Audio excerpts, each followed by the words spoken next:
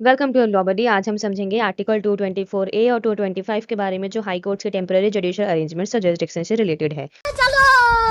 Article 224 A talks about appointment of retired जजेस at sittings of high court.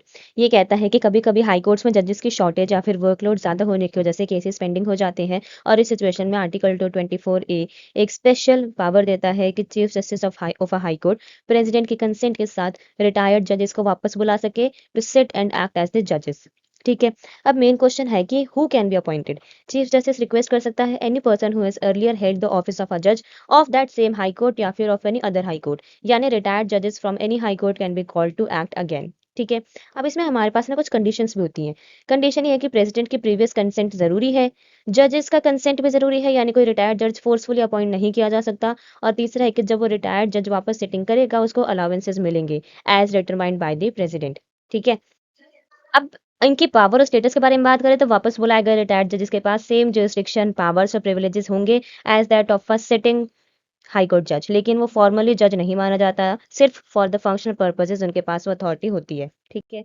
Then हमारे पास article 225 is talks about jurisdiction of the existing high courts. ये कहता है कि article 225 का मेन पर्पस था, जब कॉन्स्टिट्यूशन 1950 में आया था तब जो हाई कोर्ट्स पहले से एग्जिस्ट कर रहे थे ब्रिटिश इंडिया के टाइम के, उनकी पावर्स और जुरिस्डिक्शन को प्रिजर्व करना। ये आर्टिकल कहता है कि जब तक कॉन्स्टिट्यूशन या फिर लेजिस्लेचर कोई नया लॉ नहीं बनाता तब तक एग्जिस्टिंग हाई कोर्ट्स के जुरिस्डिक्शन, लॉज और पावर्स सेम रहेंगी जैसे कॉन्स्टिट्यूशन के कमेंसमेंट से पहले थी। ठीक है।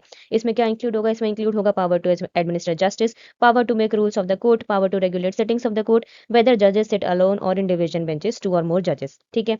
इसमें हमारे पास एक प्रोवाइजो, ये प्रोवाइजो जो है ये कहता है कि पहले ब्रिटिश पीरियड में कुछ रिस्ट्रिक्शंस थी, जैसे कि हाई कोर्ट्स के ओरिजिनल जुरिस्डिक्शन पे कुछ लिमिटेशंस होती थी regarding revenue matters like tax collection. ठीक है। लेकिन आर्टिकल 225 के प्रोवाइजो ने उन रिस्ट्रिक्शंस को हटा दिया, मतलब अब हाई कोर्ट्स के पास वो ओरिजिनल जुरिस्डिक्शन भी है जिसमें पहले रिस्ट्रिक्शंस थे related to the revenue cases. ठीक है। So this was simple explanation of Article 224A and 225 of the Indian Constitution. If you found this video useful, do not forget to like, share and subscribe your Law Buddy for more such legal content. Thank you.